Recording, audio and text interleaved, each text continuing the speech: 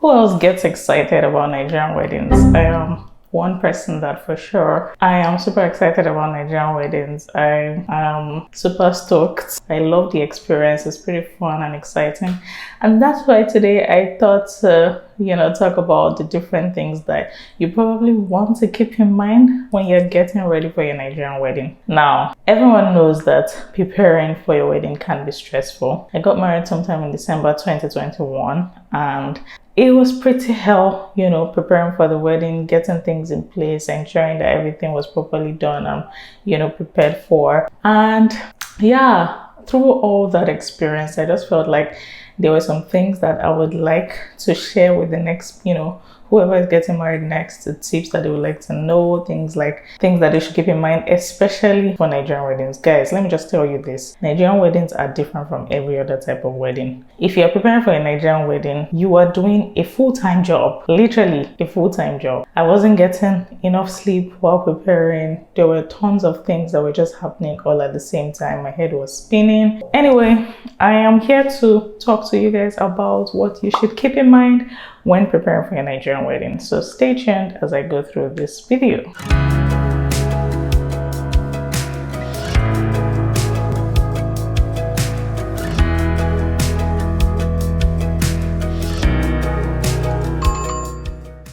Okay, so like I mentioned before, my wedding was in December last year, 2021, barely a year, I know. And I started preparing sometime in August 2021. I mean, this video is to give unsolicited advice to those that are, trying to prepare for their weddings. I know you guys hear me talk about tech and other things all the time. So I talk about tech, faith, and lifestyle. This is like a lifestyle video, basically sharing my experience with you and some things that I think might be helpful to you in the process. Okay, so I think the first thing to note is that you have to plan ahead. Like, I think that this is like in fact, if there's anything like before the first thing to note, this is the top on the list. Now, first of all, you have to plan, booking your hall ahead of time. Your hall needs to be booked ahead. Like, you can't have a wedding next month and want to book the hall this month. Like, you would rarely find a situation where that hall would be available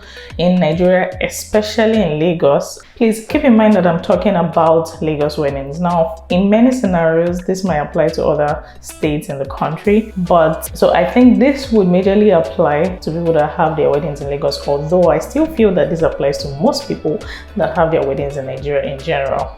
So yeah, like I said, book your hall ahead of time. I dare say that you don't have a date until you have booked your hall. And by booking your hall, I mean you have paid at least a deposit for the space, right, that you're planning to use. Because let me just tell you, like, if you have not paid at least some form of deposit for the hall, first of all, anybody else can book that hall. And then secondly, if you are, planning to pick a date and you have not booked the hall yet, there is a chance that you would not find a hall that is available on the date that you're planning to. So work with your parents, discuss with them, discuss with your family members, talk about a potential date, probably a couple of dates, and then you can now go search for the hall that you want to use based on those dates. Because, with that in mind, at least you're booking based on dates that you're sure that the family is on board, so keep that in mind. Also for vendors, keep in mind that you probably want to book your vendors ahead. So vendors for your food, vendors for your dresses. I recall my wedding dress, I literally had to beg the stylist to make my dress because she had stopped taking orders for the year. And so I had to literally, plead with her to take my wedding dress because I knew that she was really good and I wanted her to make the dress. I had already connected with some of the dresses she had made prior. I've seen her page, I've seen her work. I know people that know her personally. So yeah, I just wanted her to be the one to do it. So I had to beg her. So if you are in a space where you already know the person you want to make your dress, you already know the person that maybe wants to make your food, you already know the person that is making your ashwabi, you know, all those things. Don't waste time. Like, get to work, you know, make sure that they are involved as soon as possible. Now, I must say that, of course, I had help, although I wasn't in Nigeria at the time when I was preparing for my wedding, but I had help from my friends, from my family, from my wedding planner. You know, I had good support, right? But I was fully immersed in the entire process. And I feel like maybe some people might not be like me. Maybe some people, you know, would leave things to those, like, to their family if they had to be preparing for their wedding and not be involved. But I'm not that kind of person. Like, I like to, especially for things that are very important to me, I, you know, would like to be involved. I would like to know what's happening. I would like to follow up and be sure that things are working.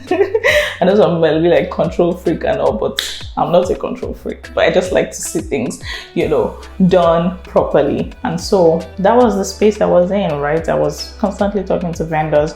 I was making sure that trying to book them on time, collaborating with my friends and family as well to try to, you know, get things done, to try to get things sorted. So yeah, that's one thing for sure. Make sure that you're planning. Make sure that you book vendors early. Some vendors actually will not accept your booking if you've not paid in full. I know for some makeup vendors, they only accept after you pay in full. For some, they accept part payments, which you could also look out for. I mean, Instagram and Google are your friends. Please, if you're booking any vendor on Instagram that you don't know, I would highly suggest that you reach out to someone they worked with before, someone that is a mutual, maybe if you have a mutual following on Instagram or something, reach out to them and ask them before you book them. If not, my sister, my brother, you're on your own. Whatever comes out of it.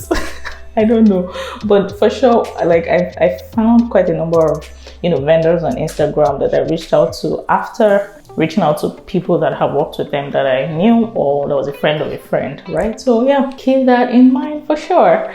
The second thing is that you should be ready to compromise on things that are not that important to you. And for me, the major things for me for my wedding was the decor, the food, and our outfits. Every other thing was an add-on, in my opinion. Like, every other thing that was going to happen was an add-on. Of course, I'm talking about the reception here, right? Just prioritize, think about the whole event, think about the things that will happen that day. Luckily for me, I had friends that, you know, just got married like a year earlier, 2 years earlier. So I got a list from them to kind of have a picture of what to expect, of, you know, what we would be paying for, you know, of the vendors that would have to be involved in and all. So yeah, I would say that you should prioritize. So if you are the kind of person, for example, that you have dreamt all your life that you're only going to have 58 people at your wedding, like that specific number, 58 people, and then you go ahead and share this number with your parents and they're saying, never. If you don't, like, it's 5,800 people. I have invited people from your wedding from last 3 years and you're telling me 50, that cannot work. You know, if you're already in, you know, that kind of shoes, or if you're in those shoes, then I would strongly advise that you have an honest conversation with them about it, right? Talk to them about why you want that number, what it means to you. If they are insisting and they are ready to sponsor the wedding, personally, I don't think there should be any problem with that. You know, if it's a situation where you want to have an intimate wedding, where you want only your close friends, you can have an event where, you know, you have all those number of people, and then have a smaller event where you only have like your close friends and family, right? So win-win, right? And also, yeah, that's my opinion. I don't know, let me know what you guys think in the comments. Is this something that would work for you? Is this something that you probably won't be on the same page with your parents on? I know quite a number of people that insisted on the number that they wanted for the wedding, and they were able to make it work, right? They didn't have more than they expected. Some other people, me example, we had a number that we expected for the wedding, but of course that was not the number that came and showed up that day, and we had already planned ahead for it, so it wasn't, you know, it didn't take us by surprise, so to speak. So yeah, that's something that you should keep in mind. Be ready to compromise if it's not that important. If what you disagree with, maybe with your husband to be, with your family, with your family, is most likely family, and your husband to be or your wife to be. If it's not that important to you, then be ready to make some compromises, be ready to meet, halfway, be ready to kind of not give yourself headache about it. So I personally believe that it's not important to have, issues or wedding issues about your parents or your in-laws on an event that is only going to happen for one day, probably 8 hours, 9 hours max. I mean, in my opinion, some people might disagree, but in my opinion, I don't think it's worth it, especially if it's on something that you can do away with. Let's face facts. In Nigeria, the wedding is not just for you. Wedding is for you and your parents, except not to lie to ourselves. You are not the only one getting married that day. Your parents are also getting married, essentially. So let's not deceive ourselves. Well, keep in mind that this wedding, you are not the only one going to be making decisions. Even if it's just you and your wife or you and your husband that would be sponsoring the wedding, there are definitely other people involved in the planning process, involved in so many other things that you have to factor in, right? You can't totally leave them out of the entire, situation. So yeah, it's just something to keep in mind. It will save you from stress, even in the wedding, in the marriage, forthcoming marriage. So if there are things that you can't compromise on, you should be ready to bear that. And if there are things that you can't compromise on, you need to learn to have those conversations in a respectful way. Whatever you already, have pre-proposed in your mind that you want to happen, if you're having some pushback or some resistance, be respectful about how you go about it. You can be respectful and firm, I believe. You can be respectful and diplomatic. Don't just make it like a war zone, like they don't agree with me, or hey, hell we fall today, it cannot, it's just one day, my sister, my brother.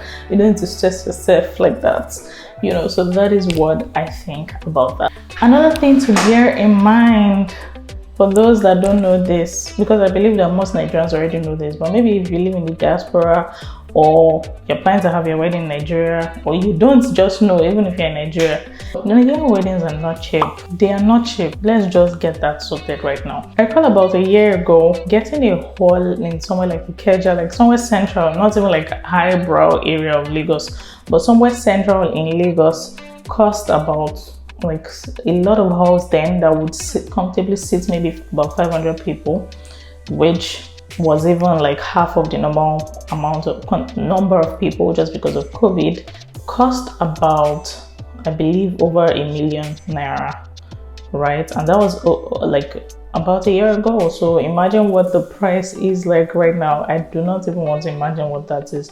So yeah, weddings are expensive. Nigerian weddings are expensive, so keep that in mind. If you have a budget that you're working with, you know that your hall might not be sitting as many people. Your hall might not be in a central area. Like if you're working with a smaller budget, those things, just things that you should keep in mind. You wouldn't be spending that much on hall and decor if you want to prioritize food. Again, like I mentioned, your priorities is what counts. If you want to spend more money on making sure that people are well fed when they come to your wedding, some other things might have to, you might have to adjust the budget in some other areas. So yeah, just keep in mind that Nigerian weddings are not cheap. Also, things like the band you see on social media, like the ones that give you the correct beats and stuff on social media, those guys are not cheap. I recall having a conversation with one.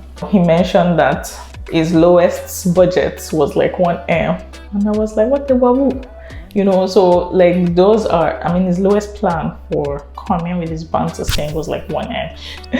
Yeah, I recall this very funny story. I recall having this conversation. So I had always had an idea of what I wanted my decor to be like, I saw this vendor on Instagram, these Instagram vendors.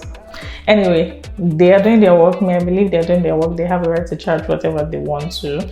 If they can't defend it, they do have a right to charge. It's their service, so I really don't have any problem with that. But yeah, I recall I discussed with her. She told me to send like what my idea about the wedding should be like the pictures, what my mood board, I think is what they call it, what my mood board is. for words at the time. So she told me to send what my mood board was, and yeah, of course I sent it, and she added me to a WhatsApp group and with some other people. And the next thing, she was giving me a quote of 6 million naira. And I was like, sister, what's going on? Like, did you get the wrong mood board? Are we still on the same? Like, are you sure you're the person I messaged earlier? She was like, sis, did you see the ideas you sent to me? And I was like, okay, I didn't know these are what, this is how it's gonna be, so yeah, these are just like things that you should keep in mind. If you're doing a wedding in Nigeria, if you're doing a wedding in Lagos, you might probably spend more. Now, if you're doing a wedding in a different place, maybe in Lagos, maybe in Nigeria, you're doing your wedding in like Ogun State or in IB, you might not spend as much on things like decor, right? Because Lagos vendors are usually more expensive. So yeah, that's something to keep in mind as well. Yeah, I want to advise this, and this is because I think this is something I should have done before the wedding. And I'm saying this because I was actually at a wedding prior, and I noticed that the bride did it. Like, I was on bridal train of the person in question, and I noticed that a night before, she went to check the hall and made sure that at least 80% of the decor was done before she went to sleep.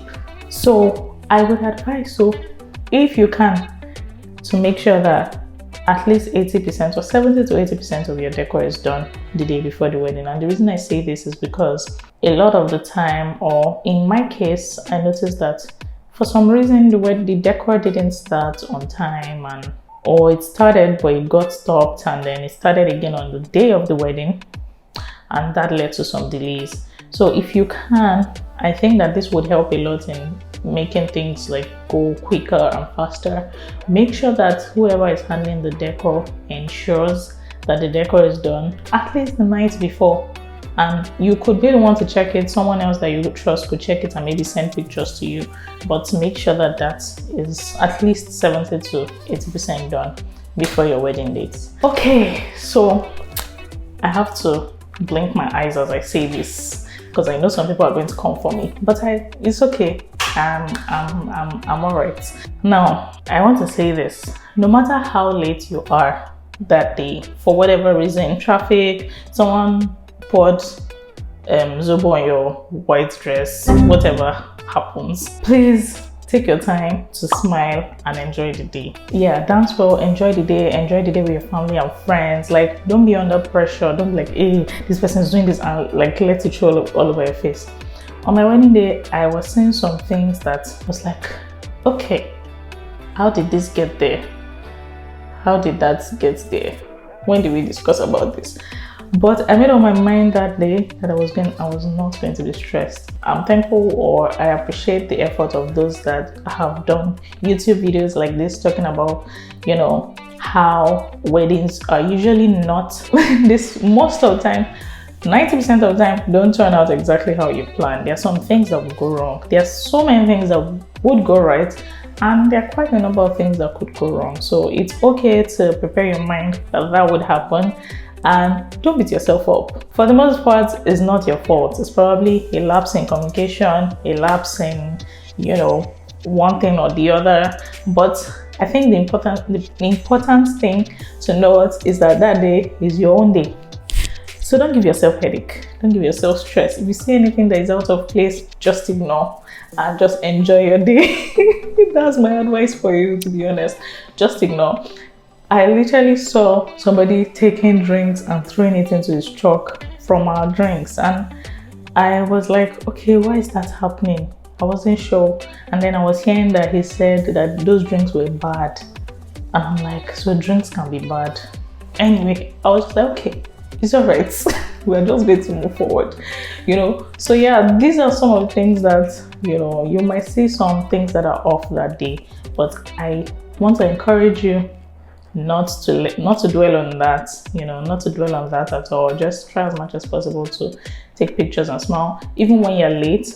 I know I'm saying this because I was late to the church wedding, and it was because of some logistics, some issues, some miscommunication, which of course I don't want to go into right now.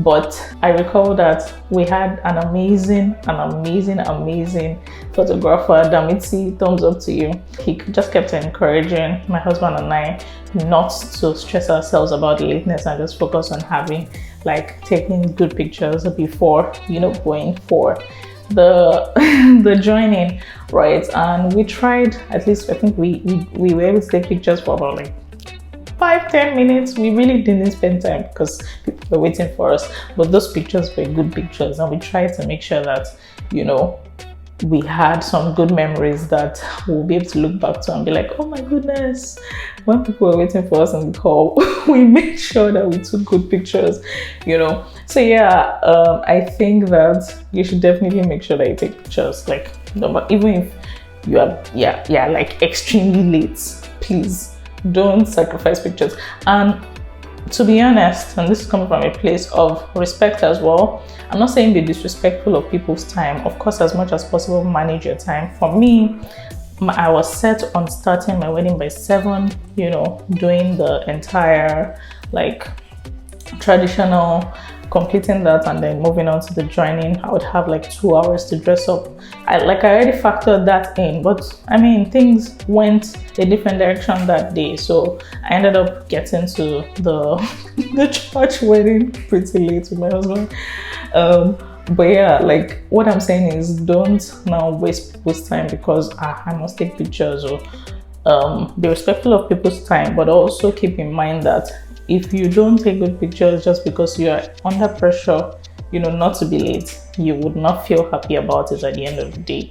So yeah, just make sure that there is one fine balance somewhere there. Okay, so I think this next point is kind of a follow-up to the previous one, but this one is how that you need to make sure that you're taking care of yourself prior to the wedding. So before the wedding, as much as possible, try to stay as stress-free as possible. Take a lot of water, get enough sleep, please, if you can. I know it is so difficult to sleep well before your wedding day, but if you can, by like in any capacity that you can, you should try to get enough sleep. You know, get a massage if you can. If you can't go to a massage place, have somebody do a massage for you. Just try to be stress-free basically as much as you can.